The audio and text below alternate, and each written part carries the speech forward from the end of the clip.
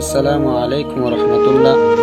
সম্মানিত দিনী ভাইরা, সহিহ ইবনে খুজাইমা 1986 নম্বর হাদিসে হযরত আবু উমামা রাদিয়াল্লাহু তাআলা আনহু বলেন, আমি রাসূলুল্লাহ সাল্লাল্লাহু আলাইহি ওয়াসাল্লামকে বলতে শুনেছি, তিনি বলেন, আমি ঘুমিয়েছিলাম, স্বপ্নে দেখলাম আমার নিকট দুই ব্যক্তি আগমন করল। তারা আমার বাহুদ্বয় ধরে আমাকে এক দুর্গম পাহাড়ে নিয়ে এলো। তারপর আমাকে বললেন, আপনি পাহাড়ের উপর উঠুন। আমি বললাম, আমি তো উঠতে পারবো না।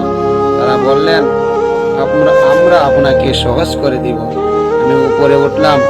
যখন পাহাড়ের সমতলে বসলাম, হঠাৎ ভয়ঙ্কর আওয়াজ শুনতে পেলাম। আমি বললাম, এসব কিসের আওয়াজ? তারা বললেন, এটা জাহান্নামীদের আর্তনাদ। তারপর তারা আমাকে নিয়ে এগিয়ে চলল। হঠাৎ কিছু লোক দেখতে পেলাম,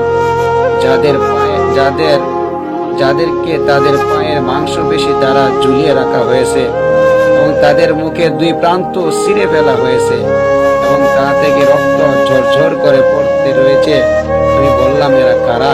তারা বললেন, এরা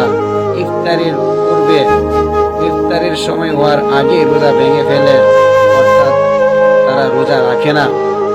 এই হাদিসটি সহিহ ইবনে হিব্বানের ৭৪৪৮ নম্বর হাদিসও রয়েছে। প্রিয় দিনী ভাইয়েরা, একটু চিন্তা করে দেখেন, আপনারা যারা নদীতে কাজ করেন বা খেতে খামারে কাজ করেন বা অনেকে গাড়ি চালান, সামান্য একটু কষ্টের কারণে আপনারা অনেকেই রোজা রাখেন না। এই সামান্য একটু কষ্ট করে যদি রোজাটা রাখতে পারেন, তাহলে কাল কিয়ামতের দিন এই ভয়াবহ শাস্তি থেকে আপনি বেঁচে যেতে পারবেন।